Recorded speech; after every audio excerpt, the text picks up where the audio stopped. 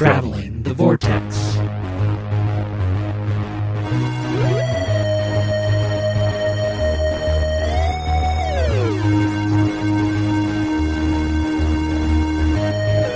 We've joined the Doctor as he travels the Vortex and are landed at episode number 302, where it's 1984 and never as good as the book.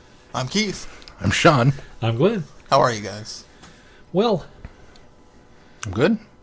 Exhausted. We've been doing Halloween stuff all weekend. So. I've been watching your posts come in, and I felt like this weekend was my opportunity to kind of throw some, I'm going to catch up to Glenn. I knew I wasn't, but there was a friendly little, and then you were... I joked with Mason earlier in the week because Caitlin and Holly both volunteered for Haunted House this weekend that Helen Hawker's doing. And I joked with Mason. I said, we'll have to do Halloween extravaganza this weekend. So Friday night, Holly says, what are you guys doing this weekend? I said, I don't know. And she goes, well, your son's been talking all week about Halloween extravaganza. Well, I thought, I guess we better do something. What's for dinner? Spaghetti-O surprise. So we went through the haunted house. And then there was a Toys R Us had a Frankenstein build. So we went over there, did that. Then we went to lunch. And then Pokemon around the park.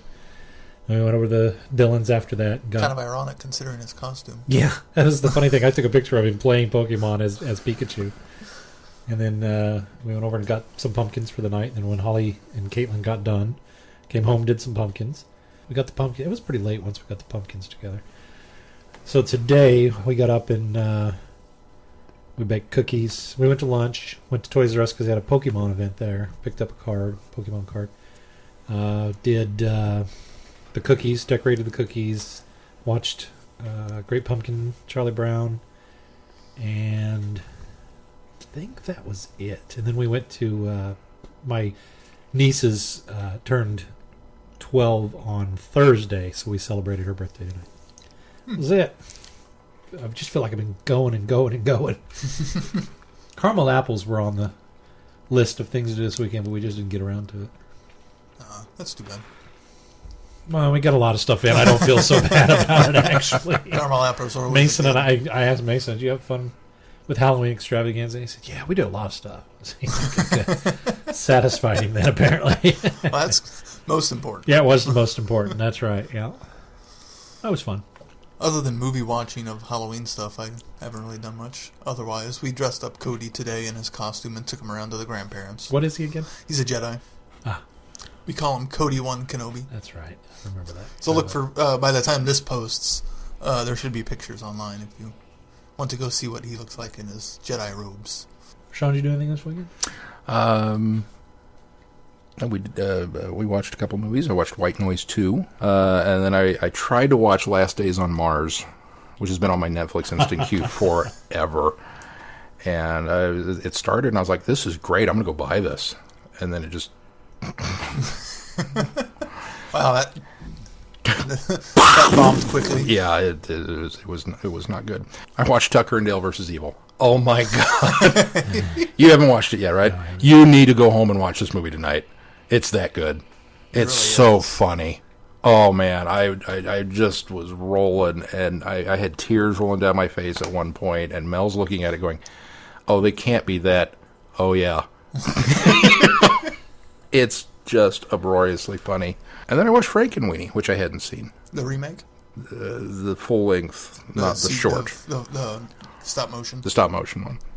And then we watched a bunch of classic stuff while we were carving pumpkins and had them on in the background, and which you could see on the stoop. I watched, I finished my trek through the Universal Frankenstein / Wolfman movies with House of Frankenstein and House of Dracula. Then I moved on to Curse of the Werewolf, the Hammer horror film, which... I watched that this week, too. It was interesting. It was a unique approach to a werewolf movie from what I can't think of any other ones where, spoilers, he's born with it. It is kind of disappointing that you only get to, like, the last 15 minutes with the actual werewolf. As a werewolf, yeah. That's the downside of it. Frankenstein Must Be Destroyed was the next Hammer one I watched. It's so interesting that the Hammer Frankenstein films moved to brain transplants instead of creating monsters. Yeah. But this one Frankenstein is very out of character Well, even throughout most of it. Even in the first Hammer Frankenstein film, Curse, the focus is on the brain. Yeah, that's true. So they're just no longer cobbling together bodies to put the brain in. Exactly. And I mean, they do cobble together body in the first one, but... The first couple. Yeah. But it's like the last one. But the brain is still the central focus, even of those two films. True. So. Was it Abby someone? It was not Abby. Abby Normal? Scout's Guide to the Zombie Apocalypse. You should watch that if you can before Halloween's up. That is really enjoyable. I've heard good things about it. It's hard R. It's a bit more vulgar than I expected, and just as gory as I expected, but it's pretty funny. Did you watch any other movies, Glenn? No, I was just going to point out, you'd really enjoy, Mark Gatiss, apparently, for BBC4 a few years back, did a thing called History of Horror. There's 3 parts to it, and it starts with the Universal monsters and the product that was being put out in the U.S., and the second part focuses on the British stuff, the Hammer stuff, and the Meritus stuff. And then the third part swings back to the U.S. and the modern age of the modern classic age that started with like Halloween and that 70s era. and 80s. Huh. Is that... I found them on YouTube. So I'll have to go look those up then. I talk about Doctor Who. Well, it's a worthless documentary. But it's hosted by Mark Gatiss. One of those. I watched a whole host of stuff I'm not going to go over this week. It was Halloween related. We did watch a non-Halloween movie, as sacrilegious as that probably is. Demolition, with not Spider-Man, Jake Gyllenhaal. Sorry, I had to sort my brain through it. With not Spider-Man. Jake Gyllenhaal, the actor, is the main character in it. I guess you're right. He's not Spider-Man. I get sometimes I struggle between him and Tobey Maguire. Okay. Not one I'd go out and buy or probably rewatch, but if it's streaming, I would watch it. Oh, let's move on to news. The BBC have announced the bonus material for the Power of the Daleks DVD release. Still not announced for the US, by the way. Excuse me? Sean is now choking on his pumpkin seeds. Not that I'm bitter about this at all. And some gorgeous artwork. If you haven't seen the artwork, go check that out. Really, you think so? I like the Daleks. The faces are kind of, but... I don't like it. I don't like it at all. Really? Nope. Looks like something I could have drawn. I figured you would like it because it's reminiscent of what they did with Web of Fear, and it's got that same kind of feel to it where it's not the... Remember how we all freaked out that it wasn't the font? And we were going, yeah, I like it because it's... Yeah. I assumed that you'd be like, oh, yeah, it's cool. That part's okay the with formatting, I'm all right with it. It's just the artistry doesn't look quite right to me. It's just their faces are a bit off. Yeah, I don't. Yeah. It doesn't even look so much like the animation I've seen. I'd almost rather them have pulled animation directly from it. It almost looks like a sketchbook drawing to me. Yeah, a little bit. Yeah, I'm not a fan. Formatting wise, it doesn't bother me. I don't mind that the font's slightly different. It looks like it's going to have both the full version art and the standard roundel art. That'll be nice for the UK purchasers that like to have that consistency. So among the bonus features, audio commentaries on all 6 episodes, original camera scripts will come with the DVD, or on the DVD, original title sequence, newly restored, original Dalek voice session recording, making of documentary specially prepared, featuring interviews with members of the original 66 cast and crew. What's left of them? Yeah. And a telesnap reconstruction. So if the animation you don't like, you can go watch the recon. That's cool. Sean, I think that's really cool. Sean's going to pick it up and watch the telesnap one and just leave the animation alone. Well, and for those really curious of probably not. If the animation kind of varied. Wait. Smell that? That's sarcasm. I get it. Sorry, Keith. Go ahead. No, the fact that you can watch it and see kind of how they changed the animation, or if they did it all, to which what is the telesnaps the were. interesting thing, because the big leaked clip that came out, somebody pointed out that all of the animated shots in that leaked clip were almost done, like almost rotoscoping the snapshots that exist, or the telesnaps that exist. And I went back and I looked at it. Sure enough, it does. And so I imagine there's not going to be a lot of difference. Yeah. Well, in a way, I'm just always curious, too, because I see some of those shots in, like, 10th Planet, in the animated part, that weren't that way in the other 3 parts, that I wonder, okay, so was that actually that way in the 4th part, or was that animated creative license? It was one of those things that I think that depending on the animation company, some of them strived to do that. They would look at the telesnaps if they existed, and they would try to match as well as they could. Yeah. And then there was, like, I think the Moonbase was one of the ones where they just used the telesnaps as inspiration and stepped away and did a little something different. So it kind of depended on the animation company. I think so. So it'll be interesting to see what this group did. I suddenly am curious to know if Reign of Terror has the recon on it, because I don't like the animation on Reign of Terror. I'll have to go look. I don't think I didn't even think about that. The animation and the recon. Yeah, I think you're I'm right. aware of. As far as I know, I think it is, yeah. So there's some other... My humble opinion, that's the way to do it. Give us both. Give us both. Yeah. Yeah, but after...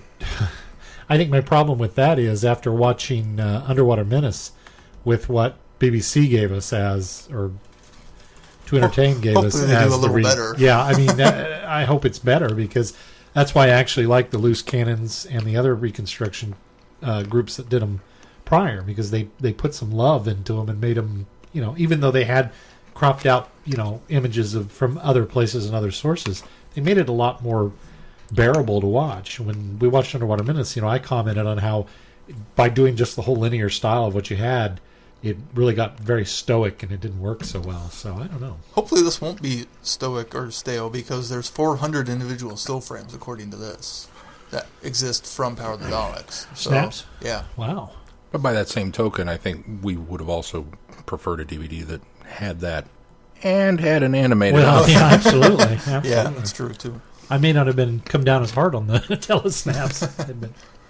There's also probably what leaked animation test footage. So a bunch of clips of stuff they used to practice on. That's probably what it was, yeah. So that's pretty exciting, though. They're getting a DVD release. They are getting a DVD release. I hope we get one. I sure hope so, too. I'm going to be so disappointed if we don't. It'll probably be a year after, kind of like Underwater Menace. Was it a full year? I don't think so. I I might be exaggerating for dramatic effect. It was a long time. Yeah.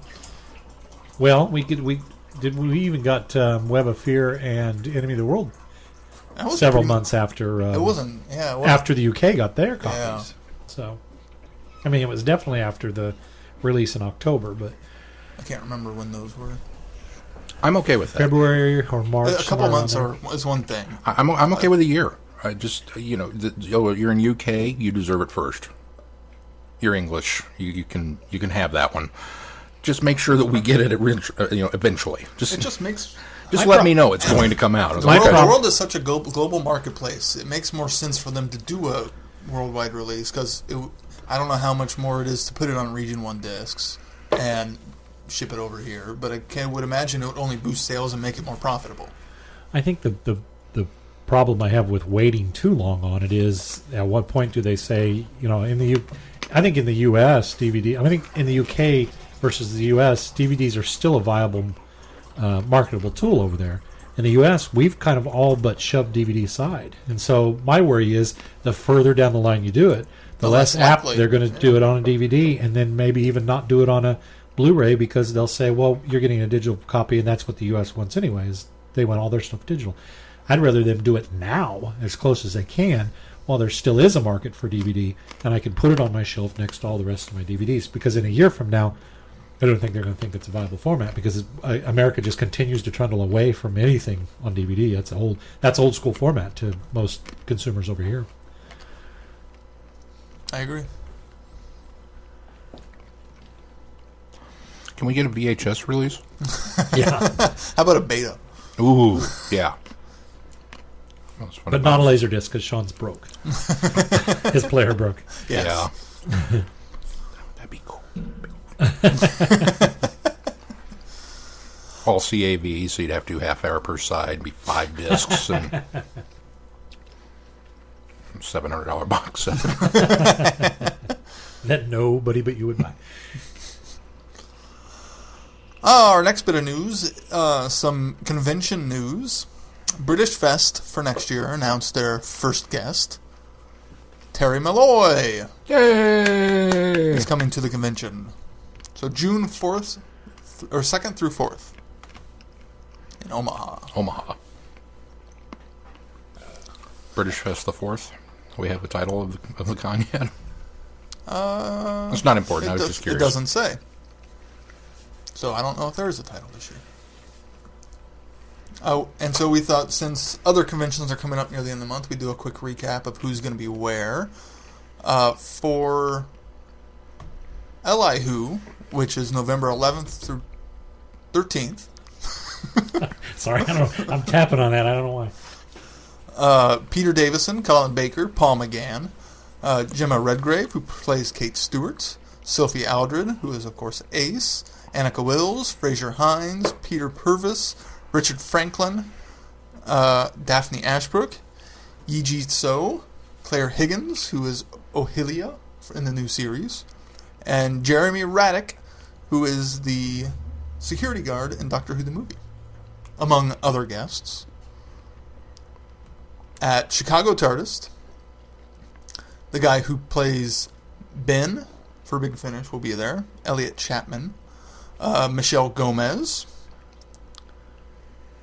Fraser Hines, Louise Jameson, John Leeson, Wendy Padbury, Peter Purvis, Deborah Watling, and Annika Wills will be all at Chicago TARDIS.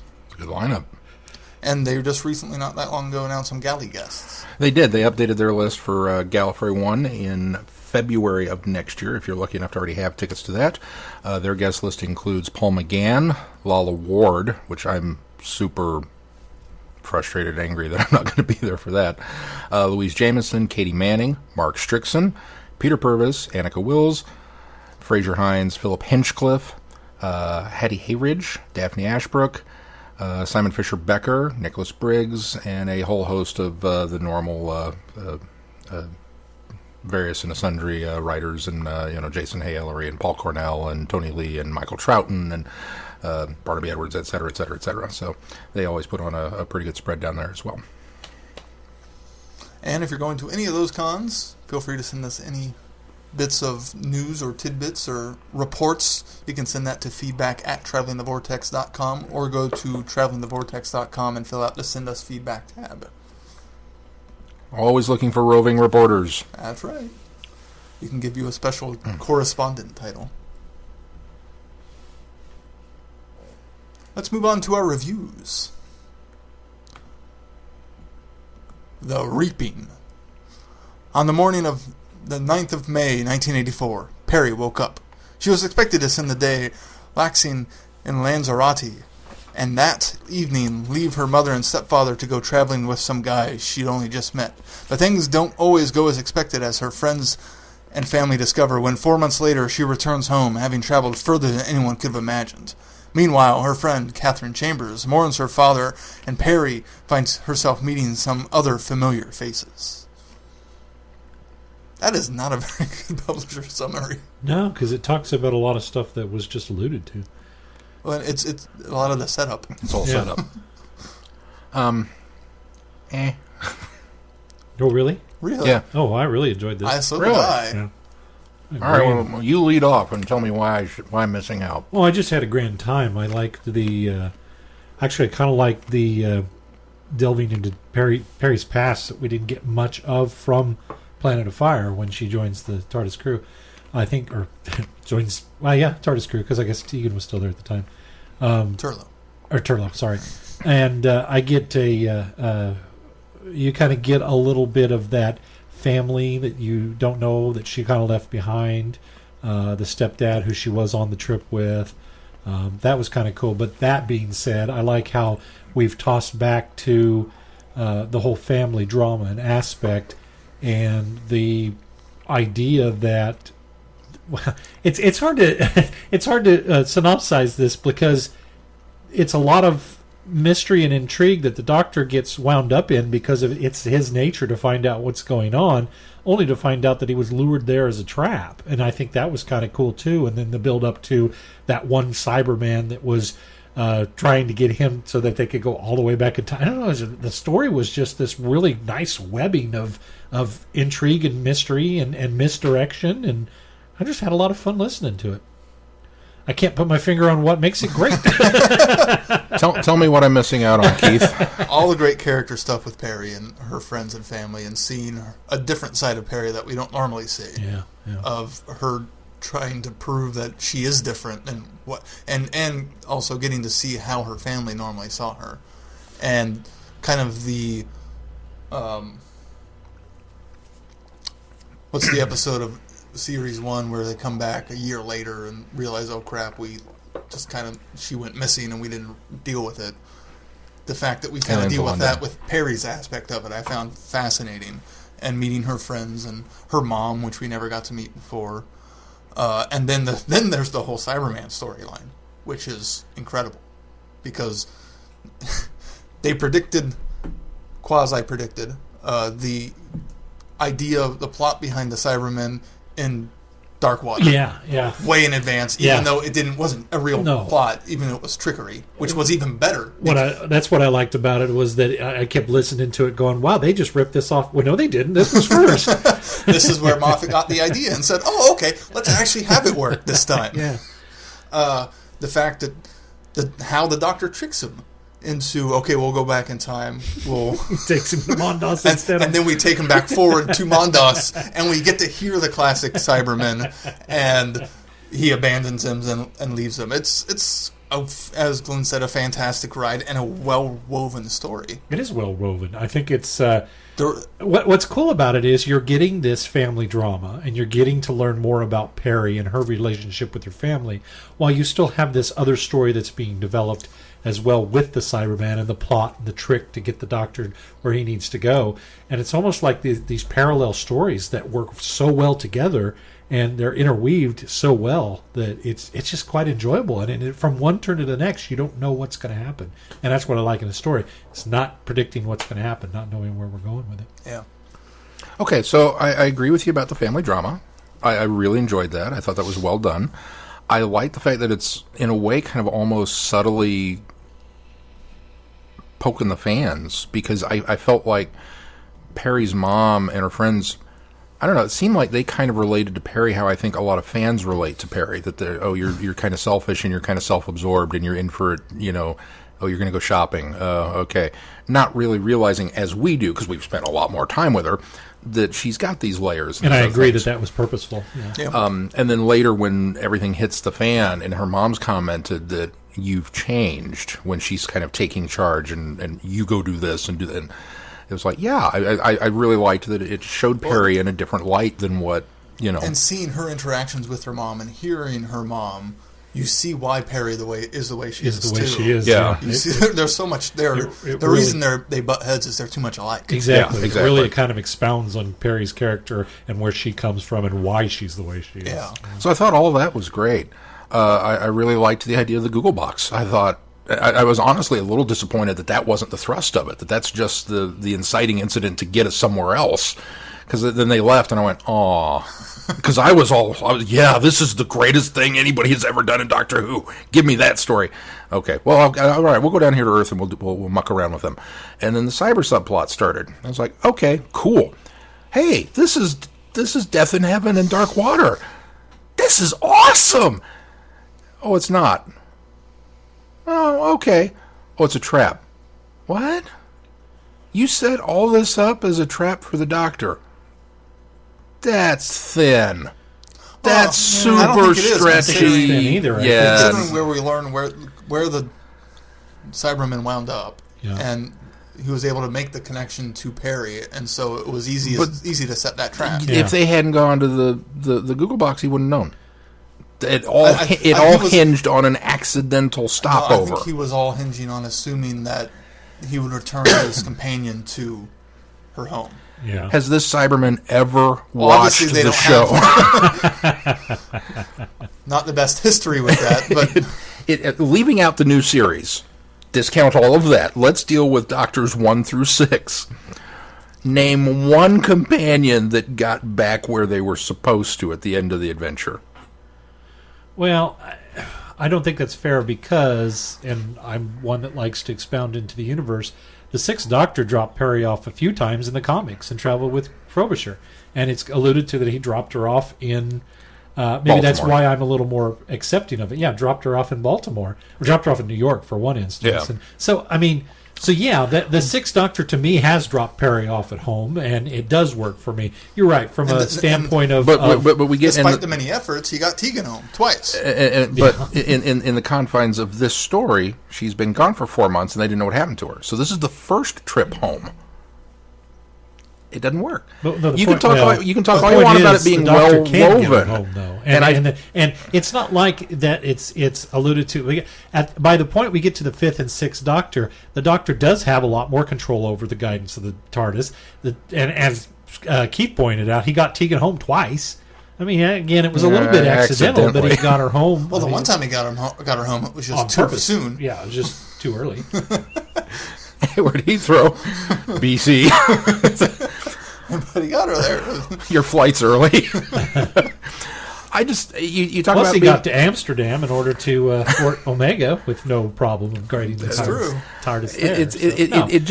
It's a contrivance. It didn't work for me at all. You talk about it being well woven. It's like I like all the elements, but I don't think they gelled. I would say that the Google box is a slight convenience. I'll give you that. But beyond that, it doesn't matter because that's the one thing that has to set all the events up, and I'm okay with that. It just didn't gel for me. Nothing about that, and I felt like when the big reveal came that there was just the one Cyberman, and that two. Well, technically two. There was the Cyberman, and there was the Cyber Leader, Cyber Controller, And now was that? It was a Cyber Controller. Was it David Banks voicing him? It sure sounded like it. Did not sound like. It was Nicholas Briggs. Briggs. It was Briggs? Wow. Good on you, Nicholas Briggs, because I thought for sure you brought in a guest voice for the Cyber Controller or Leader or whatever he was. I kept waiting for him to say excellent. It's just like, they got David Banks back. This is cool. But I felt a little cheated that we weren't actually cyber controlling anything, and that we had the mind control. All the elements of the story were great, but it got to that fourth part, and it just kind of didn't. See, to me, the mind control was the supporting effort that when they say this is the cyber controller, he is utilizing. Yeah, he's utilizing what he knows best, control. But there's no army of Cybermen. I don't think there have to be. In fact, maybe that's what I like the best about it is there wasn't this impending. We didn't go to the old trope of there's an invasion force, there's tons of Cybermen, and they're going to come in, and you're going to have to figure out how to deal with all of them. They knocked it down to only having to deal with these two: the one guy that was converted after he died, and the Cyber Controller. And I like that. And in fact, I like the aspect that he had fooled the Doctor into thinking that he had devised some sort of the Cybermen had devised some sort of plan to where they could inject people and convert them with just a pinprick of a needle inside of a coffin. I thought that was so clever, and to find out that was a ruse to me was even cooler because I thought, wow, because even the Doctor fell for that. That's it was one of those things like because I thought if they could just convert like this, like they do in Death in Heaven and Dark Water. Why aren't they just doing this through 7th, 8th, 9th? Why aren't they doing that all along? And so to find out that was just a clever ruse, I was like, okay, I like that. It still fits within the conformity of the universe. And see, maybe it's just because being a Star Trek fan and seeing the evolution of the Borg and their conversion process that, we start off with Picard strapped to a table, and then by the time you get to First Contact, it's like, shink, and we've injected nanoprobes into your body that start rewriting your DNA instantaneously, and it's like, oh, yeah, that's the evolution of the technology. That makes sense. And I kind of kept waiting for the Cybermen to do something like that. They did, and I got all excited. No, we can't do that yet. I think the problem with that was it takes away from the clunkiness of the Cybermen, which is very. I think that's what Death in Heaven and Deep Dark Water do. Is they kind of take. They do take the Cybermen into the next step, which I think is fine for the modern series. But to drop something like that in the classic, it just doesn't work. And so I was actually very grateful that was a whole point. It didn't have to be an entire invasion force, but I wouldn't have minded a squad of Cybermen. I wouldn't have minded that he had. That's what I liked. That was different. That we didn't go there again. If it would have been Rise of the Cybermen. Yeah, exactly. Which had the mind control made me think of the Bluetooth in that story. And I thought, oh, they took that idea. And apparently, I don't know when this story was written, but May 2006 was when that broadcast. This story came out September 2006. So that's pretty close. That's pretty close. It's very close, yeah. So it's hard telling who wrote the story first. But so I really liked the idea that there wasn't this invasion, that he was using almost Robo-Men to some extent right. on Earth. So, okay, explain to me the pod. This pod's in the basement, and it's Time Lord. Where'd it come from? Well, somewhere the Cybermen got it. We don't know that. Cyber Controller got it. We know that. Okay. Explain to me the egg. Because that's Time Lord technology, too. Why would the Time Lords have a thing I got the impression that he got the egg with the pod, like stole both. Yeah. And he adapted the egg to be a conversion process. Right, cyber conversion. It wasn't designed to do that, which is why it explodes. Well, the egg is from the way they were describing it, how it kind of comes off into two pieces. To me, was the two sides that go onto the side of the head, and that was the idea, was to put those on there and then do the cyber controlling or cyber converting that way with the eggs. That the eggs kind of do the cyber conversion. From that point, it needed to be Time Lord technology, I think, so that it was advanced enough beyond what the Cybermen had capabilities of in order to be able to do that, to rewrite DNA or rewrite, Okay, but or isn't that kind of a plot contrivance? It's just like it's this magic. It's Deus Ex Machina. It's something that comes out of the middle of nowhere that fixes the plot problem of what the Cybermen's doing on Earth. I'll give you that. And it happened in the fourth part. It was one more element that it's like, okay. It's what that needle should have been for you. Yeah. I mean, it just... If he had the egg, why wasn't he just using that to convert everyone to begin with? I don't mind that he was sick and that he tried piloting the pod, but I just... Well, number one, he couldn't do it by himself. That's why he wasn't converting anybody. His last-ditch effort was to convert Bob? The dad? The friend's dad. That was his last-ditch effort. He was Anthony. He was... That was it. That was the one shot he had. Everything else had to lure the Doctor there. Number two, the cyber controller had the foresight to say, I could do it here, and it would be harder because we've started already with humans that are around. I'm going to go back to the very beginning and convert when there's very few humans, so that it will continue to evolve from that point. And that's great. That's a genius plan. It was like, okay, cool. And like for a great joke when he says we need to go back to the prehistory, and the Doctor's like, I've been there a couple times now. And to the Cybermen's plan, the likelihood of the Doctor showing up if there's a Cyberman roaming about is pretty high. I can't think of a story where it hasn't happened. Every time there's a Cyberman. It may not have been the Sixth Doctor and Peri like he intended, but it's going to happen. Yeah. Granted, I haven't listened to the Cyberman stories from But from what his point is, it had to be the Sixth Doctor and Peri because he had utilized somebody close to her. Yeah. I don't know. So from their logic, he's the one who always shows up and thwarts them, so of course he's still going to do that. But I expected you to like this, just because it had Cybermen. I love the fact that you and I are landing on the same thing, same points about everything else. Yes. Him, I didn't expect to like it as well, but I thought he'd come out of it, even though it's because a lot of times there'll be plot hole problems with a story, and you'll still love it because the story is still solid and fun. But this was one of the ones I thought, well, he's going to have a few problems with the plot points, but he'll be fine with the rest of it. You're really coming down on there were 2 or 3 plot points that didn't work, and so suddenly it threw everything out. Yeah, the 2 or 3 plot points were big enough for me that they kind of just threw... like I said, I liked everything else. I was having a really good time through parts 1 through 3. And then we got to part 4, and it just kind of... the House of Cards came down, and then the Mondas reveal came up, which was great, but it wasn't enough to fix. It was just like, that would have been really cool if you hadn't screwed the rest of this up. I think the other thing that it touches on is the nature of the Sixth Doctor and his need to investigate and figure things out. He really has that drive to find out what the mystery is, and I think driving down to that is part of the trap. And why he snares the trap is because of that element. I think that really... I quite enjoyed that as well. It really kind of it didn't even do anything new other than the Doctor the Sixth Doctor seems to be easily tricked sometimes, but not always. But this one, he falls, and I fall full-fledged heartily into that trap, and I like that element of it as well. Had it been an Eighth Doctor adventure, when he got to that moment, he would have been berating himself, going, exactly. Stupid Doctor, why didn't I see this coming? And well, the Eighth Doctor is very stupid, how could I have done that? And the Sixth Doctor is always kind of, well, of course. And that's it. That's all you get out of it. That's the most you're going to get him to admit to. I should have known. The other thing that really bothered me was the end, where once the Cybermen resolution was over, that ending did not set well with me either.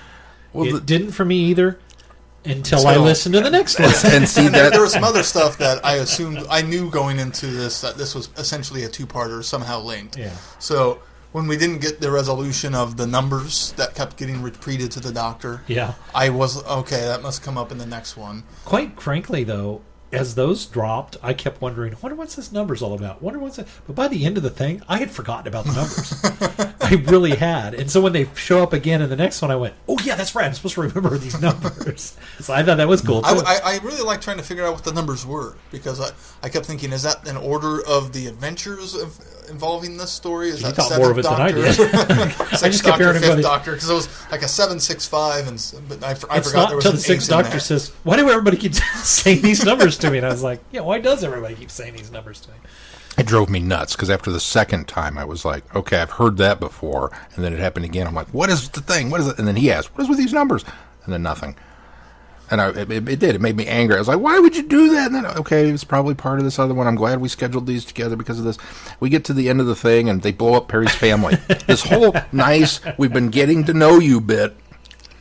I was okay with that. The one lady, she was kind of a nosy. I wasn't too big. She was a bit gonna throw in there too. I thought there was going to be more about her that I felt they didn't go anywhere with. Yeah, but that was kind of lame. And see, that was frustrating too, because the bit with her and the Doctor was comedic gold, and it was funny, and she's driving crazy, and he's legitimately concerned, which the Sixth Doctor doesn't tend to get to very frequently. So I was like, yay! And then she disappears for 2/3 of it, and then, oh, I'm back at the end. Oh, what's this beeping? I don't know. Oh, look, it looks like an egg. Boom!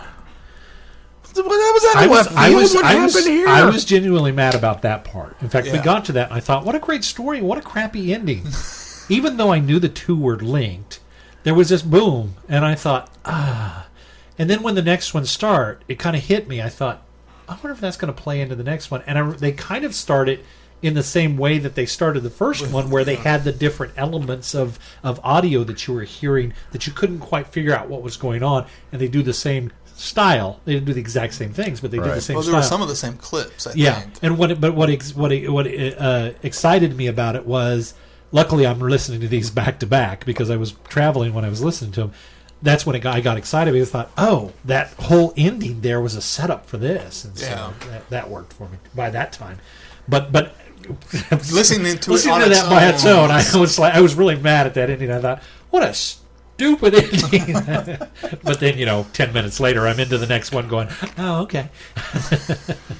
I think that's the biggest part of it is I don't know how Big Finish marketed these at the time that they came out.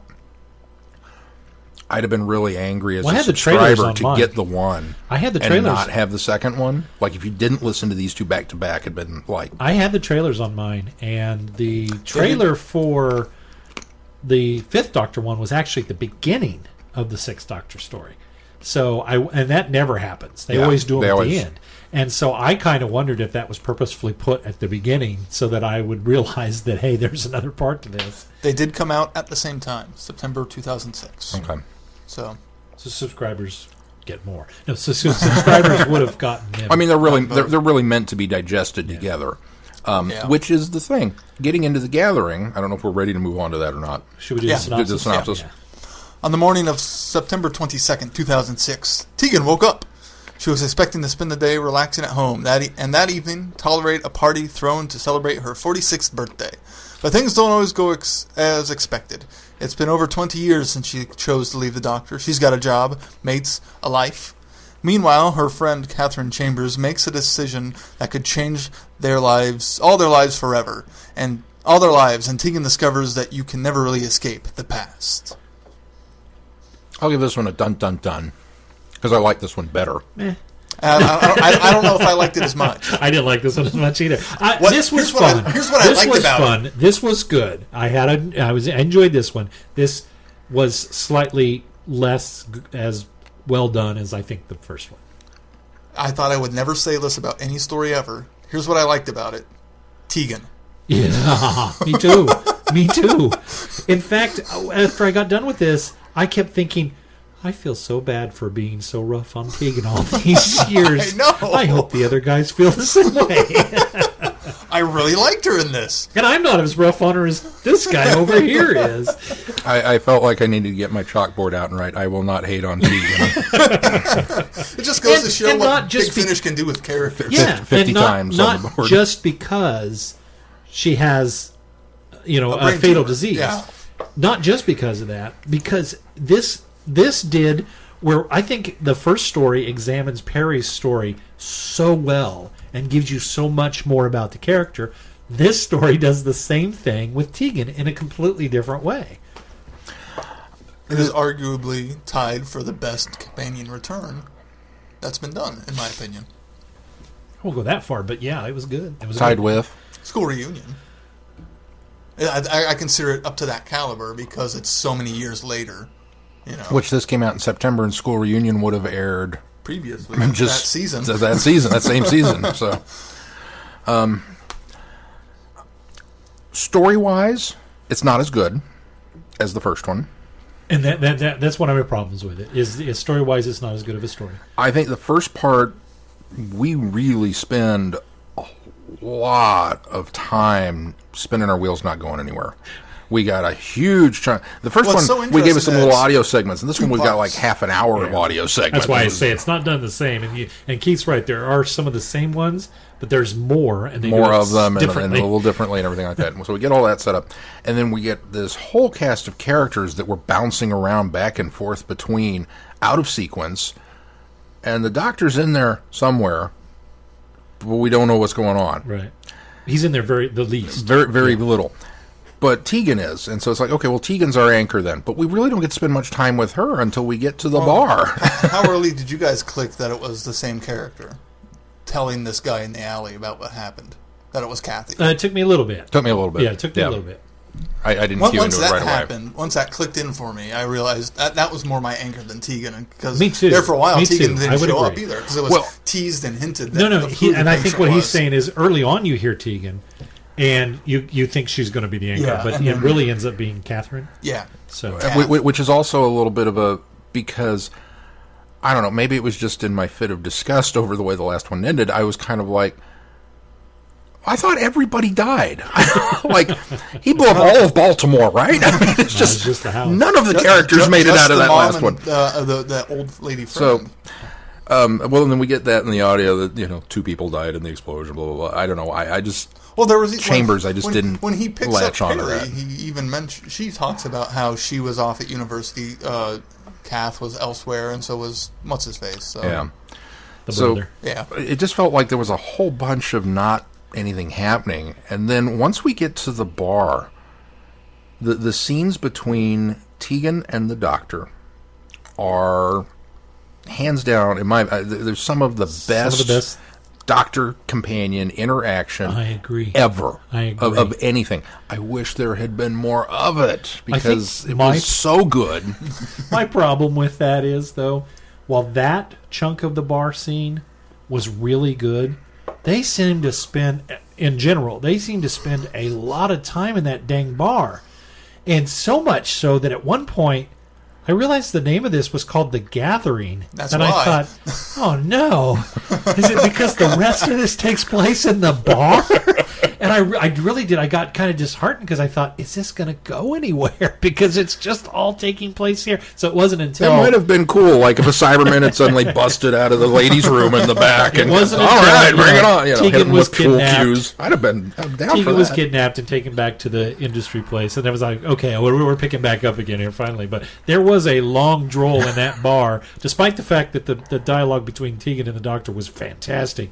There was a lot of that in time, and I thought, oh, they call this The Gathering because it's a gathering. The other thing that made it good, I mean, it was nice to have that resolution. It was nice to have that between the two characters. Yes. But it was also nice from the standpoint that you see Janet Fielding at a convention. You see Peter Davidson at a convention, and how they talk about each other. That they, despite the that we see on screen, they have this very warm friendship. That they are such good mates. That they call each other up and they rib each other and all this kind of stuff. And you just think to yourself, man, I wish I'd gotten to see some of that. And you get just a little bit of that here. Yeah, you get the fact that, she was grumpy, but not quite that grumpy. You get the fact that he tolerated it, but no, he was really more okay with it.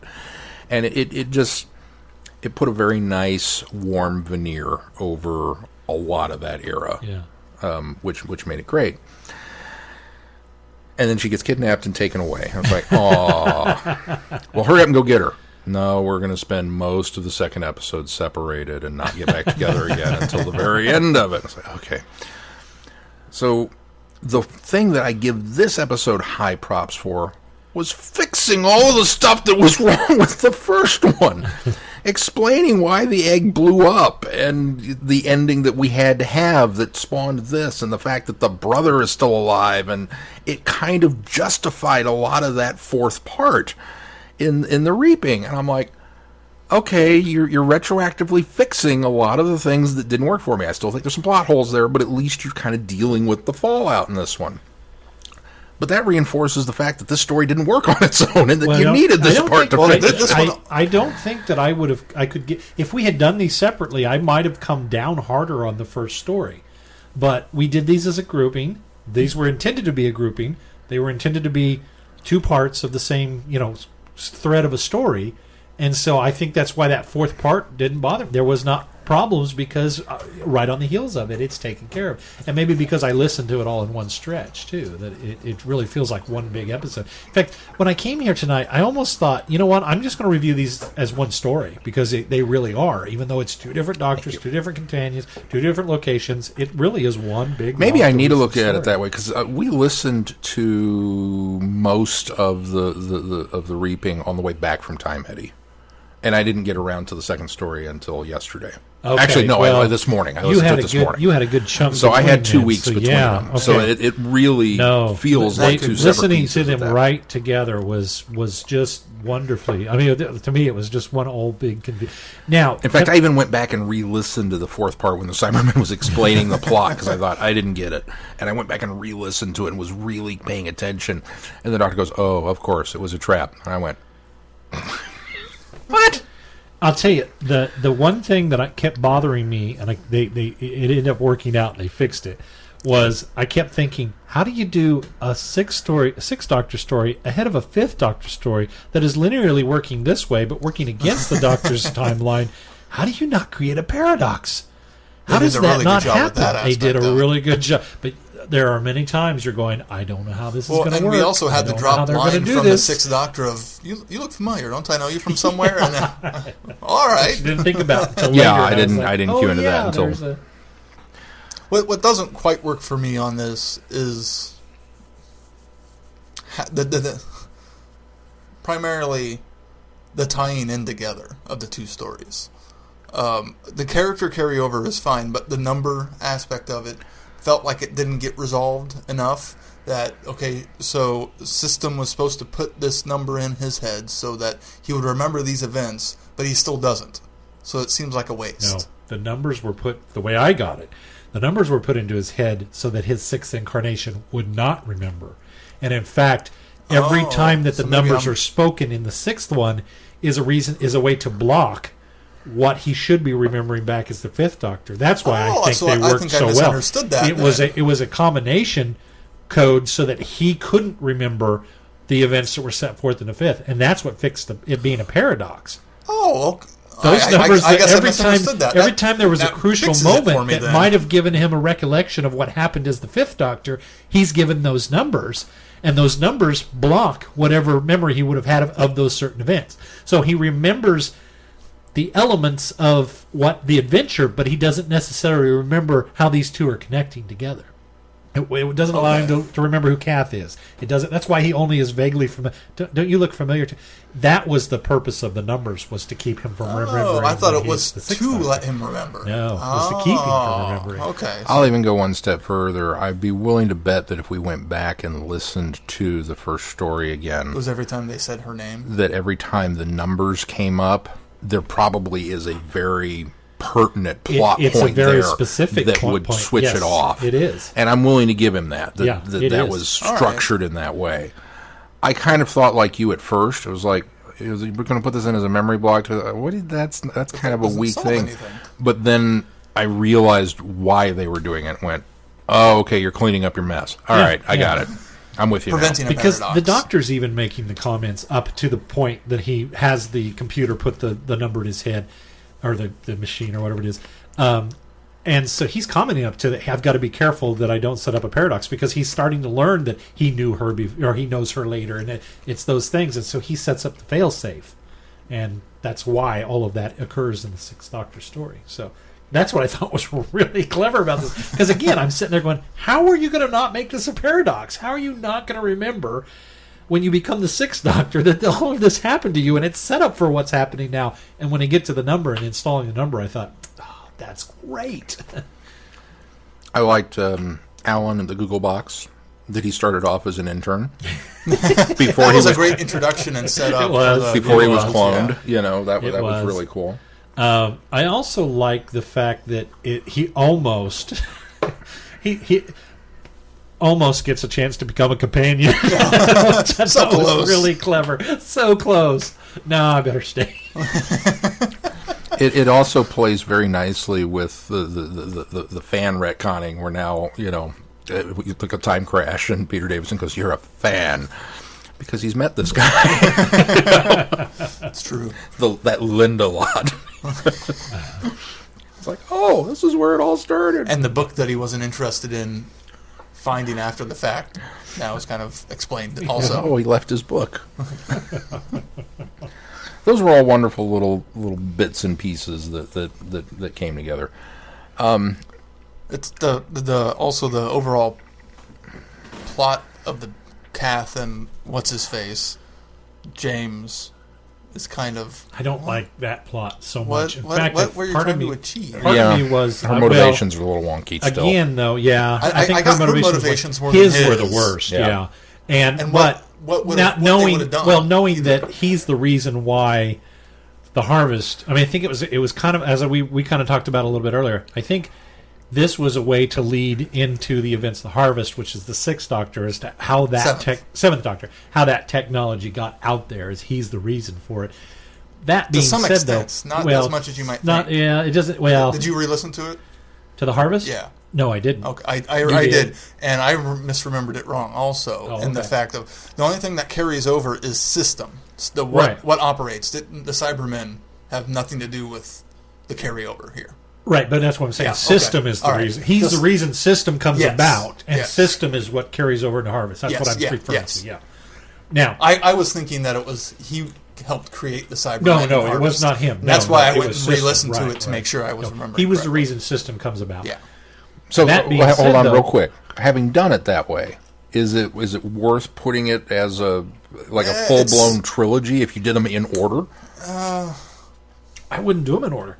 I don't think they would work as well in order. I think it works best the way they put them out. Yeah. Okay. I mean, I think it has to go 7, 6, 5. It doesn't diminish anything for Harvest because it is just system. You get a little bit of glee of, oh, okay, that's system. Okay, that's how this goes. And then that's really the only connection. So it is a loosely connected trilogy. It's a duology with a third part that loosely connects. Okay. I'm sorry, go ahead. No, that's okay.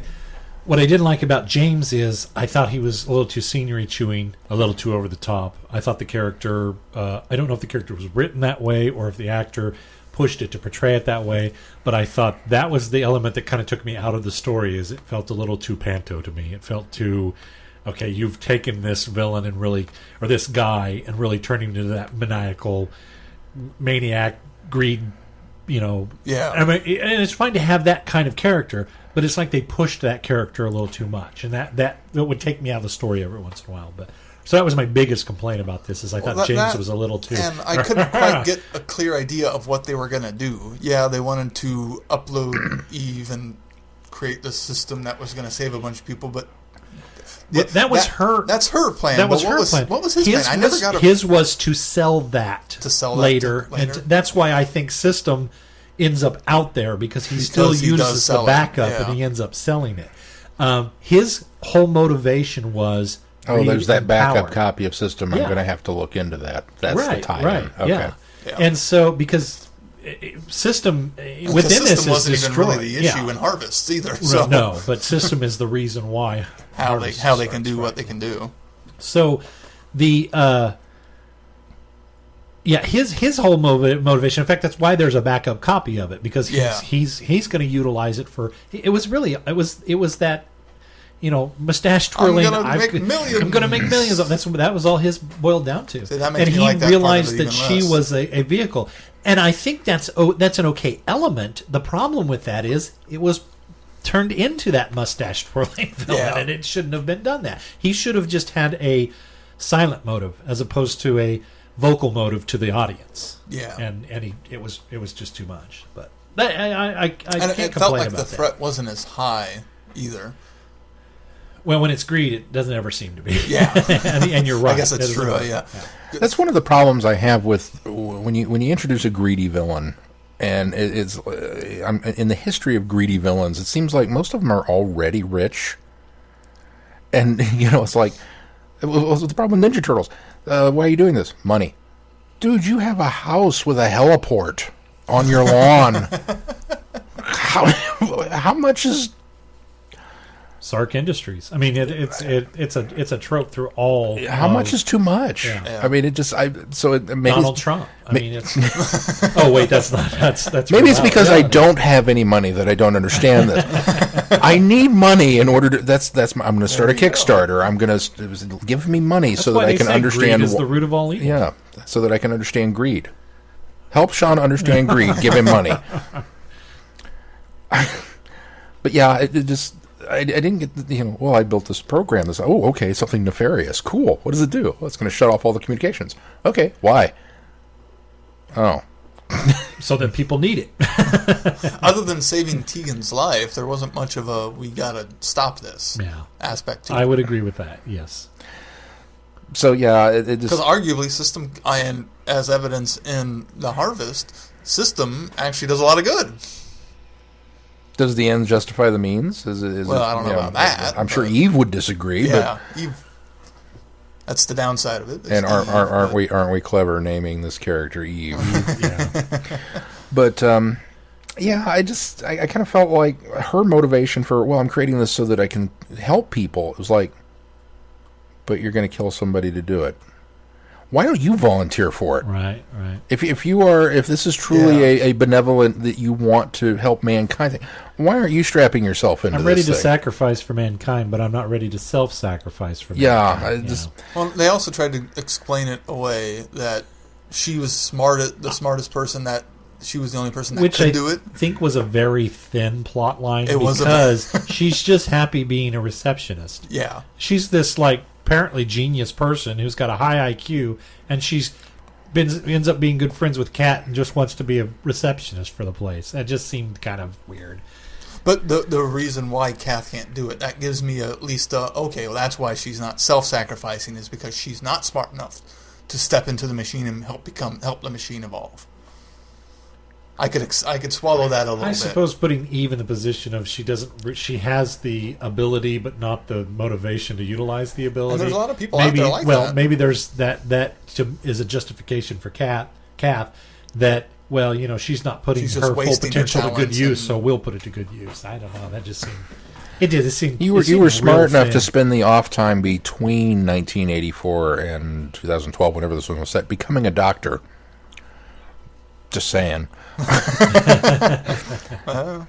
It's true. The motivation for some things is she there. doesn't have an IQ of blah blah blah. But when it comes down to it, the heart of this one, I think, is what sells it for me. That's what you listen to it for. Yeah. And the story isn't as good as the first story.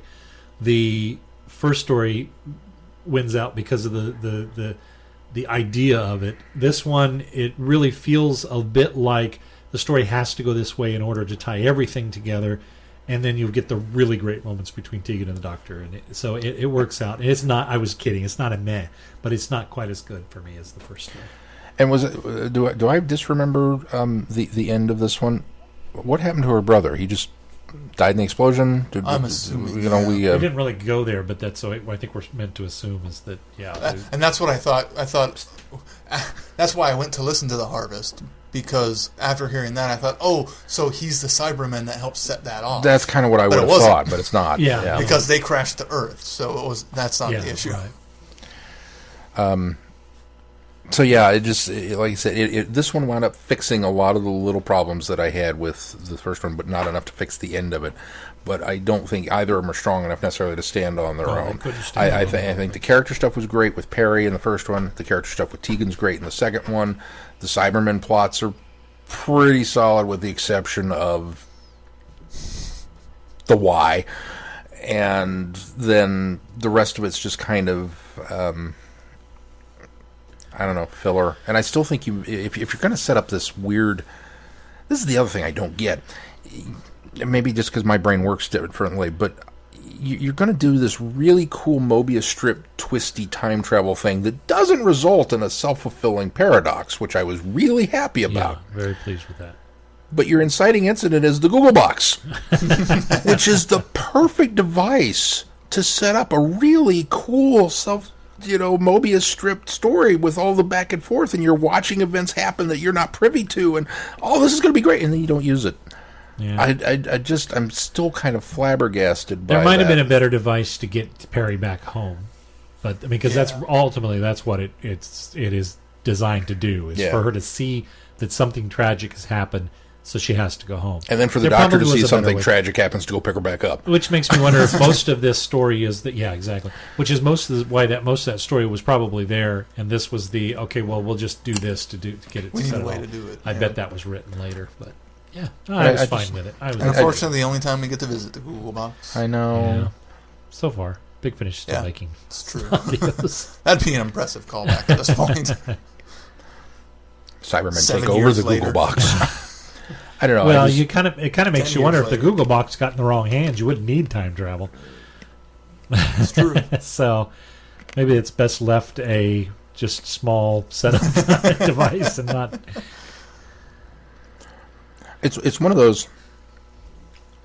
Maybe that's the problem. Maybe it's too big of a thing, because one of these greedy, unscrupulous businessmen could go to the Google Box and surely write a computer program that would analyze trends of something and then find a way to make money off of it. And then I own the Google Box. Maybe this author started with a story that was going to be surrounding the Google Box and realized the peril of writing something that big and just made it an element of this story. It's like J.K. Rowling going, time turners. Oh, those have got to go. But I can't have those. We can't have those in Harry Potter. I really have a feeling that this author had listened or had read at least The Harvest and thought, I want to sort of connect these, and did. In fact, that's why they named them that way too, because they're all very similarly named. They're all a process of farming, agriculture. That's what I was just about to bring up. Which is weird, because it works a little bit better in a way with The Harvest being they're harvesting parts for the Cybermen. Aha, cool! It works on it, And then the gathering, and I guess we're gathering at the bar. Well, I think even the reaping was the reaping of well, because it's a misdirection, but the reaping of human bodies to convert them into Cybermen, even though that doesn't end up being the plot. You reap what you sow. I want to go back into proto history and set it up so that everybody's a Cyberman. Okay, here you go. That's where the connection is. You're absolutely right. Yeah. But I'm probably being a little unfairly harsh on it. Well, now I know, because you had such a gap between the two stories. So I don't take anything you said now serious. No. When do you ever? You know what? Before we do that, we probably ought to at the very least mention that, hey, happy 50th birthday, Cybermen, which is why we did this together. And we did the 10th Planet, as Keith mentioned last week, we pressed play at midnight, which was the day of the last transmission of the story as well. Yes. So, which is pretty cool. Yeah. Serendipity. And Cybermen are cool. They are. Eh. They can They're be. cool. They can be. They've got some weaknesses as far as storylines go, but Sean almost had me convinced this was one, but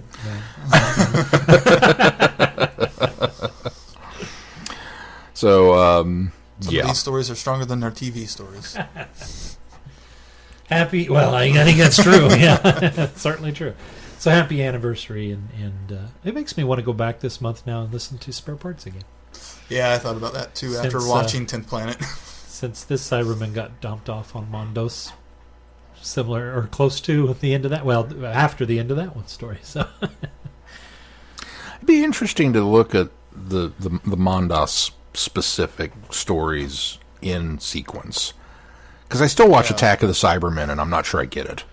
There's so much lore packed into that one that it's just I'm still not sure I follow what's happening. I think it's hard to keep track. What kind of messes up the storyline of the Cybermen is when Tomb comes about, and we end up with a Telos planet as well. Yeah. And so we've got Mondos and Telos, and I think that kind of seemed to water down their history. And some people would think, well, that gives you kind of a broader aspect of where you can go with the Cyberman story. But it seems like as the Cyberman story is told, it's so watered down because we're not talking about Mondos in Attack of the Cybermen. We're talking about Telos, and we're trying to fit Telos in a little better and go back to fit Telos into we're trying to fit Telos into it, and so it gets lost in the whole, because we're not dealing with Mondos, we're dealing with Telos, so it kind of gets lost in the as they try to fix it. See, you saying that, and I just realized that I had it wrong again. As that's why that's why I'm so confused. And Mondos is mentioned in there, and they're trying to, because they're trying too hard to fix or to make it work with Mondos and Telos. When arguably Tomb of the Cybermen makes sense because it was fine with Tomb. Cyber Wars. Yeah, it was fine with Tomb, but there's then when so much try to connect info it in that beginning that it makes sense. Right. Yeah. Kind of the same setup for Nightmare in Silver. It's just one of their many locations that they went and hibernated. I have no problem with it being a sanctuary. It's we're going to go here and recharge. We'll hide out. We'll do okay. You can't go to Mondos, so sure. Cybermen are they need a new place to go after the Cyber Wars. Cybermen are probably better in Revenge and Earthshock when we're not dealing with their backstory. They're just a mindless upgrading machine. That seems to work better. So Silver Nemesis too. Even so, yeah. Electric Boogaloo. Despite the gold slingshot of death. Yeah, well, it has its own. It's got its own. Yeah. Well, and same thing with Revenge of the Cybermen, introducing the gold aspects to it. Yeah, no, I would agree, but I suppose those go hand in hand in that regard. We had polyjuice that we could use previously, so why not just continue that? It's true. The gold weakness is one of those things that, growing up with Tom Baker, that was my introduction to the Cybermen. That's how you got rid of them. They were allergic to gold. Okay. And to some extent, it makes sense. If you crush it into their chest plate where they breathe, I think my sucks in. My problem with clogs it. My problem with it is it went from gold dust because of the makeup of the dust. It clogs up the ventilation. I'm fine with that. It makes sense. When we Not start regular using dust. when we Just start gold dust. well, but maybe there's a finite element to gold dust that does have that aspect or that. Well, it couldn't be regular dust because they'd be worthless. Yeah, you couldn't invade anywhere. So I'm okay with that, but it's when you get into they're allergic to gold, and so a gold arrow ends up being a kryptonite. I had the same issue. That's the problem, and so I think that the problem we have is somewhere between Revenge and Silver Nemesis. Somebody came up with the catchphrase that they're allergic to gold. That's why I never say they're allergic to gold because I hate that.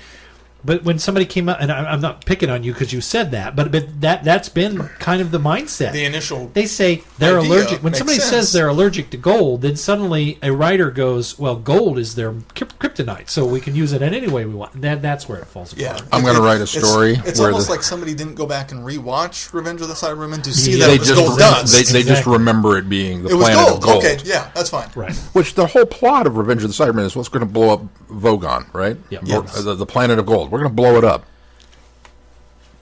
Wouldn't that create a lot of gold dust? Yeah, But if it's they're safe in their space, spaceship. Aren't you better off leaving it as one lump? Than, and we already know from the moon, Wheel in Space, although we don't because we haven't done much about Wheel in Space yet. But as we know from Wheel in Space, the Cybermen also don't do well in space, without a ship. So it's, But you think they would. Yeah, exactly. But They did fine on the moon. they did fine on the moon. Maybe they just need a little bit of gravity. Well, they don't have thrusters, so Yeah, that is. Well, they they need do- to be the modern Cybermen. they do now. Yeah, now they can fly. It's a piece of cake. See, there's a species that has evolved in the right process. Daleks just suddenly can navigate stairs. That doesn't work. But Well, they gotta eventually get there too. I mean, that is a... it took them a really long time, but it took Cybermen a really long time to fly too. almost so 30 years. 25 years before that evolution came up. You can be defeated by stairs. Then that thing went... Woo. Oh, it's a wonderful revelation. It's Oh, like, it's- oh wow. But anyway. And not in Revelation of the Daleks. No. Which would have been a real revelation. Wouldn't that have been cool? no. They should have worded those wrong. Yeah. Remembrance. I don't remember anything, but that's Revelation. Okay, so anyway, happy birthday, Cybermen. So coming up next on the schedule, we hope you enjoyed this Adversary Archive. Coming up next, we have a companion archive. We're gonna talk some Liz Shaw next week, and we're going to do this by starting with parts 1 through 4. Thank you, Keith.